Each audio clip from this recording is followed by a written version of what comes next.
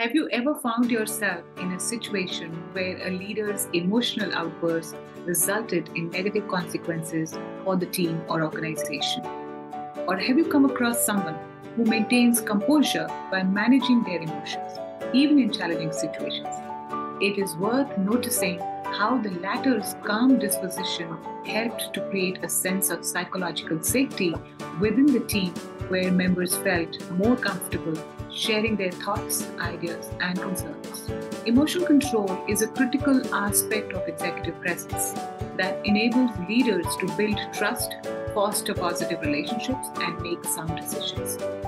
It can help individuals stay focused on their goals and avoid getting sidetracked by their emotions, even in the face of adversity. In this video, I will guide you through various aspects of emotional control, starting from what it means, how it is done, and what steps to follow, and what mindset can help you master this art. By the end of this video, you will be able to differentiate between a leader's and a layman's thought process to know what confers a wow factor to their executive presence, making them stand out from the crowd. Emotional control is about regulating your emotions in any given situation. Be careful not to confuse regulating with suppressing.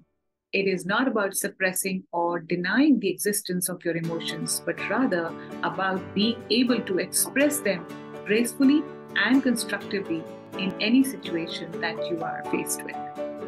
Emotional control involves the ability to manage and channel your emotions in a way that does not negatively impact the situation or the people involved. Let's say you proposed a certain plan to a client which was dismissed. In this situation, emotional control means being able to acknowledge and process the emotions that arise, such as frustration, disappointment, without letting them overwhelm or dictate your response. Instead of reacting defensively or aggressively, emotional control will allow you to respond gracefully and constructively by seeking feedback and identifying ways to improve. If you learn to deal with most situations in your life in this manner, you may begin to be noticed by people for your professionalism, composure, and ability to handle challenging situations.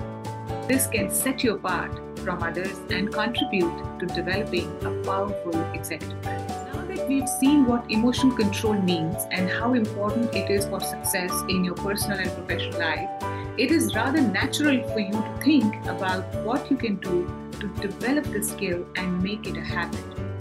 I'm here to help. Now, here is a 3-step process for practicing emotional control.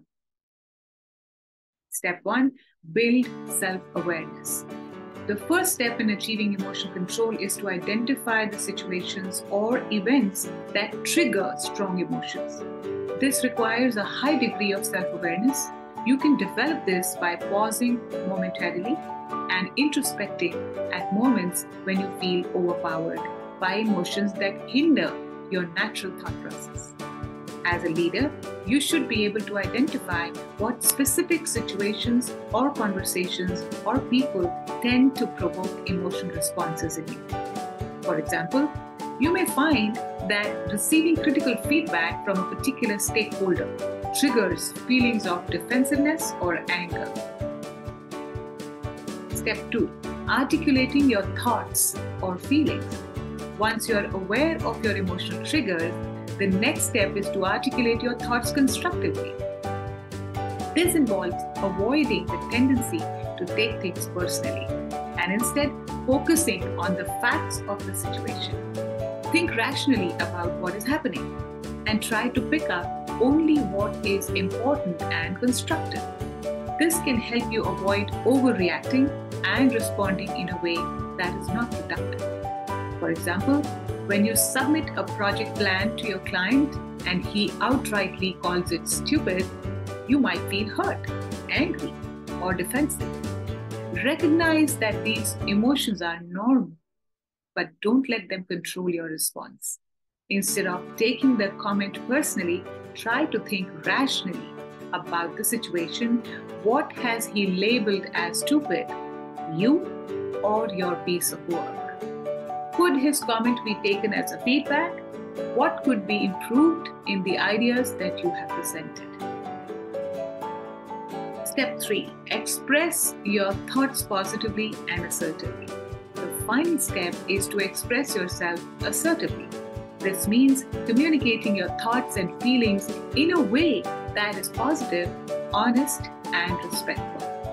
Instead of being passive or aggressive, assertiveness involves standing up for yourself while also considering the needs and perspectives of others. This can help you avoid conflicts and build positive relationships with others. In the previous example, where you received a negative comment after thinking rationally about the situation, when you're ready, approach your client and express yourself assertively. Attacking or blaming is strictly not recommended, but instead communicate your feelings in a respectful, honest way. You might say something like this: I understand that my work was not up to your expectations, and I appreciate the feedback. However, I would appreciate it if you could provide more specific guidance on how to improve my work in the future. The aim is to make maximum constructive use of your every situation by learning new things and building relationships with people. Knowing the process alone is not enough. What is more important is framing a mindset to deal with such situations. Here are 5 tips to build a positive mindset. Tip number 1, don't take it personally. One of the key factors in maintaining emotional control is the ability to avoid taking things personally. When something goes wrong, it's natural to feel defensive or upset. But it's important to separate the situation from your own sense of self-worth. One way to do this is to focus on the facts of the situation rather than take it personally as an attack. For example, if you receive negative feedback from your client, you may feel a sense of personal failure or worthlessness. However, if you're able to step back and look at the feedback objectively, you can identify specific areas for improvement and develop a product or service that better caters to the client needs without feeling defensive or losing hope. Tip number 2. Focus on the big picture.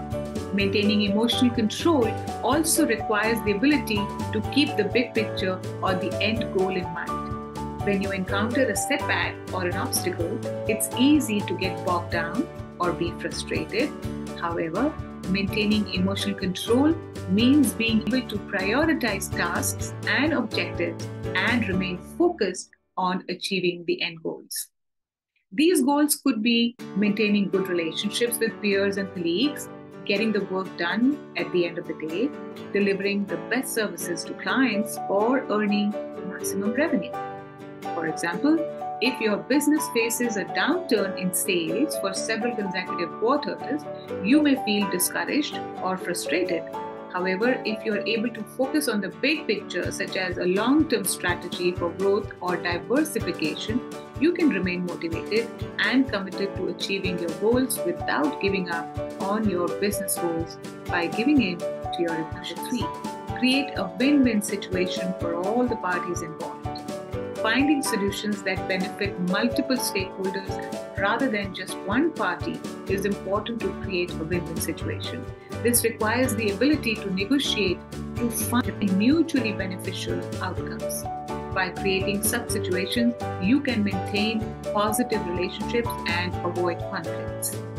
Let's say you are negotiating a contract with a client and you want to propose a higher price for your services. You could approach the situation in a way that benefits both you and the client. Identify the client's interests, articulate your own interests, and brainstorm potential solutions with a willingness to compromise. By creating a win-win situation, you can avoid appearing selfish and build a positive relationship with your client. Tip number 4, emotional intelligence. Emotional intelligence involves the ability to recognize and manage your own emotions, as well as to understand and respond appropriately to the emotions of others. For example, when you interact with a client, if you have the ability to read the room and recognize that your client is feeling insecure or unsafe, through emotional intelligence, you will address the concerns of your client and then offer solutions, helping them feel comfortable and safe. Tip number 5, show empathy. Empathy involves understanding and sharing the feelings of others, and it can be particularly useful in situations where team members are experiencing stress or uncertainty. Managers who can demonstrate empathy can help to calm and reassure their team members, which can in turn help to reduce tension and improve the morale. Let's say one of your team members misses a critical deadline on a project. Instead of immediately getting angry or upset with them, you decide to approach the situation with empathy.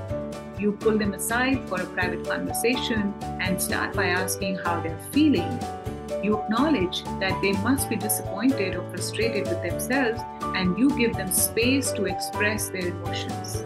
Next, you ask them to explain what happened, and you listen carefully to their perspective without interrupting or placing blame.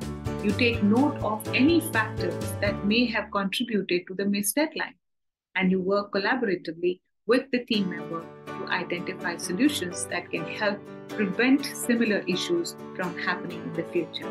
Demonstrating empathy in this way, you maintain emotional control and respond in a constructive and supportive manner.